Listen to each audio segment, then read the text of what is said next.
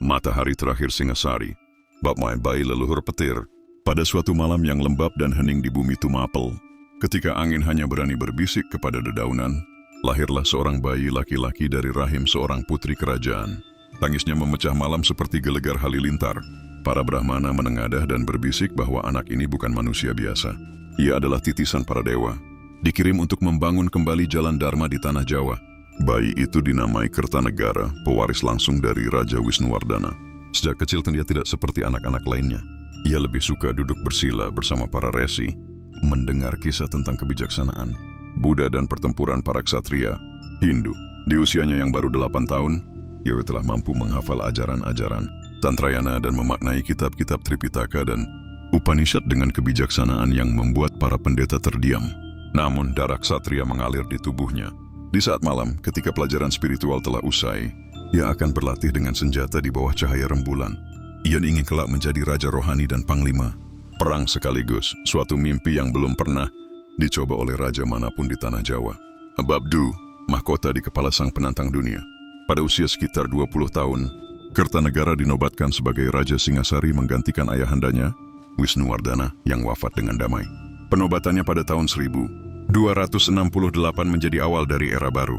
Tak seperti raja-raja sebelumnya yang berkuasa hanya di Jawa Timur, Kertanegara bermimpi tentang Nusantara yang bersatu. Jika para pulau ini ibarat bintang di langit, maka Singasari harus menjadi bulan yang meneranginya. Ucapnya pada hari permaisuri pertamanya dinobatkan. Ia memulai proyek besar yang belum pernah dilakukan penguasa Jawa sebelumnya, ekspedisi Pamalayu. Dengan keberanian dan semangat menyala, ia mengirimkan pasukan ke Sumatera untuk menaklukkan kerajaan Melayu. Bukan hanya dengan kekuatan, tetapi juga dengan diplomasi dan hadiah-hadiah mewah dari timur. Ia ingin menyatukan negeri-negeri di bawah Panji, Mandala Dwipantara, gagasan tentang Nusantara yang bersatu dalam kedamaian, perdagangan, dan dharma. Bab 3, Raja Tanpa Takut, Musuh Para Kaisar. Pada masa itu langit Asia diguncang oleh kuda-kuda dari Mongolia. Kubilai Khan, cucu Genghis Khan, telah mengirimkan utusan ke Jawa, memerintahkan Kertanegara untuk tunduk pada dinasti Yuan. Tapi Kertanegara tidak gentar. Ia tahu, sekali saja ia berlutut, tanah Jawa akan menjadi hanya titik kecil dalam peta kekaisaran, luas yang tidak mengenal kasih. Maka ia lakukan tindakan yang akan dikenang sepanjang sejarah, mengiris wajah utusan Kubilai Khan dan mengusir mereka dengan penghinaan.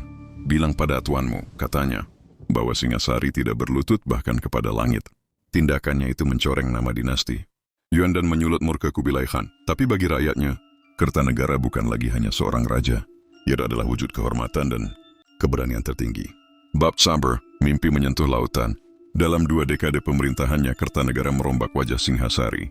Ia memperkuat hubungan diplomatik dengan kerajaan-kerajaan di luar Jawa, Bali, Tanjung Pura, dan Pahang. Ia membara Perlamohan, memperluas perdagangan dengan India dan Tiongkok, serta mengangkat Brahmana dan pendeta dari berbagai mazhab untuk hidup berdampingan di bawah perlindungan negara. Ia juga mengubah Singasari menjadi pusat spiritualitas, Tantrayana dan Shiva Buddha. Patung-patung Buddha Mahaksobhya dan Avalokiteshvara berdiri sejajar dengan Arca, Siwa dan Durga. Ia sendiri dikenal sebagai Raja Dewa, menjelma dalam sosok Joko. Dolog, patung batu besar yang menampilkan dirinya sebagai bodhisattva. Kertanegara tidak membangun candi untuk dirinya, tapi untuk ide-ide bahwa Nusantara dapat bersatu bukan karena perang, tapi karena jiwa.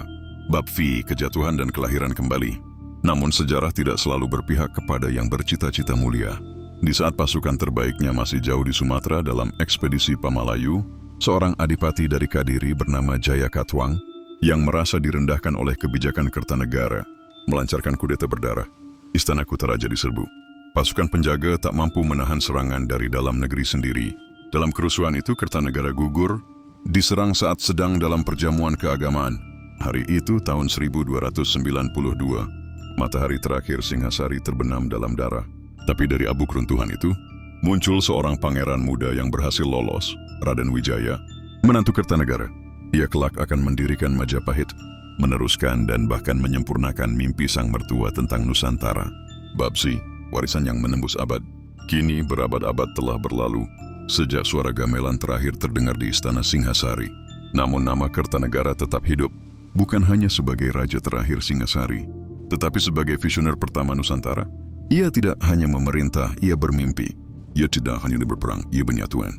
Ia tidak hanya membangun kerajaan, Ia menanam benih peradaban yang kelak tumbuh menjadi kekuatan besar Asia Tenggara, Majapahit. Di batu-batu candi, di prasasti peninggalannya, di patung-patung yang menghadap matahari terbit, tertulis satu nama yang tak akan lekang waktu. Sri Maharaja Diraja Kertanegara, raja yang menantang dunia dan menyatukan jiwa-jiwa bangsa. Bab 7 Prasasti dan Janji Langit. Beberapa tahun sebelum wafatnya, Kertanegara memahat sebuah prasasti suci, dikenal sebagai Prasasti Wurare, bertanggal tahun 1289. Saka yang dalam penanggalan Masehi jatuh pada sekitar tahun 1267. Dalam prasasti ini, ia digambarkan telah mencapai kebudaan dalam wujudnya Nashvara, yang berarti yang mengetahui segalanya. Di atas batu andesit yang halus, diukirkan sosok Kertanegara dalam posisi Vajrasana, duduk bersila sebagai Bodhisattva Mahaksobhya.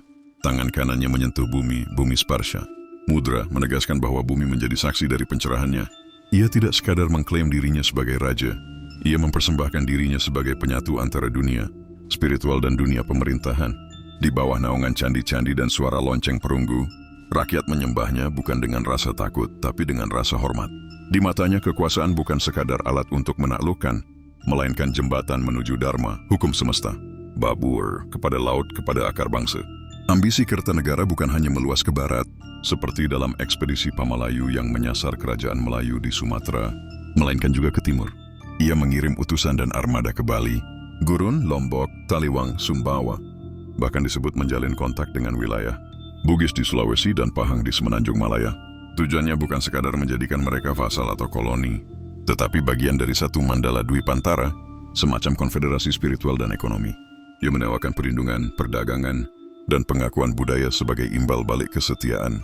Ia membentuk koalisi maritim Nusantara, sesuatu yang lebih mirip proto-organisasi ASEAN, jauh sebelum bangsa-bangsa lain di Asia Tenggara memiliki ide sejenis.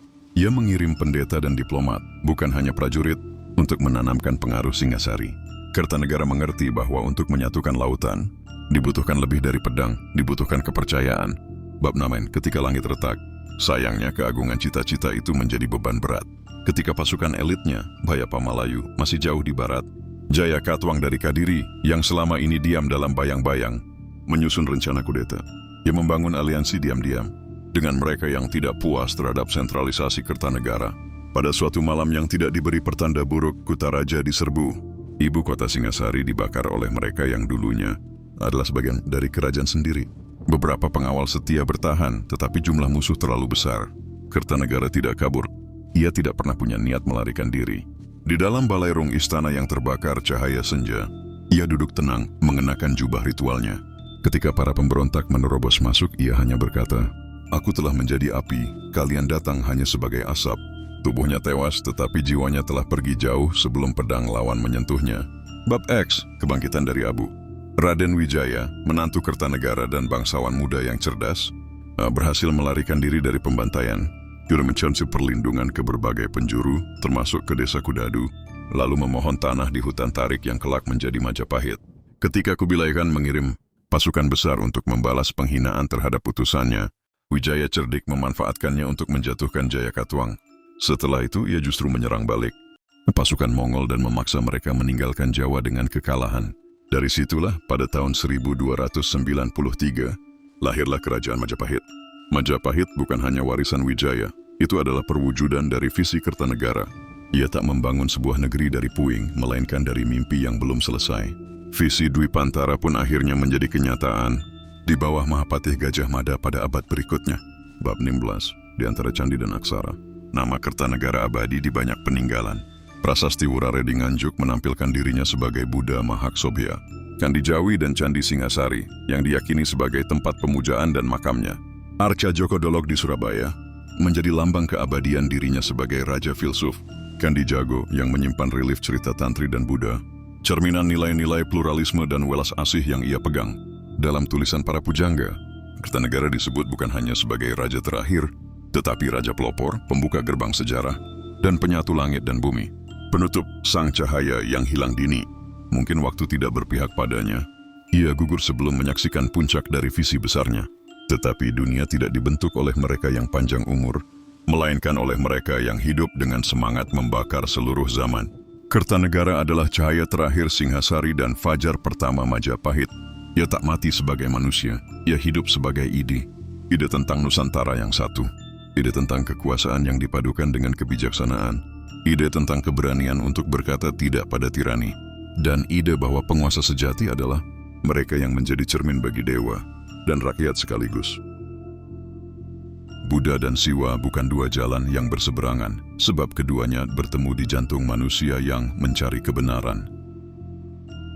Aku menyatukan bukan dengan rantai, tetapi dengan kepercayaan, bukan dengan takluk, tapi dengan keyakinan bahwa kita satu di bawah langit yang sama. Jika tubuhku gugur oleh pedang, pengkhianatan, biarlah jiwaku hidup dalam tiap batang bambu dan tiap dot ombak yang menjilat pantai Nusantara. Jangan ukur kemuliaan seorang raja dari panjang tahtanya, tapi dari sejauh mana ia membakar api cita-cita untuk anak cucu bangsanya. Aku tidak takut pada kaisar yang menaklukkan dunia, sebab tanah ini tidak dibangun oleh rasa takut, melainkan oleh kehormatan dan jiwa yang merdeka.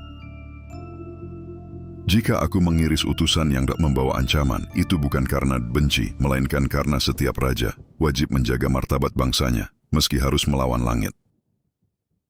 Kerajaan bukan istana dan tentara, tapi hati rakyat yang percaya bahwa pemimpinnya berjalan bersama mereka, bukan di atas mereka.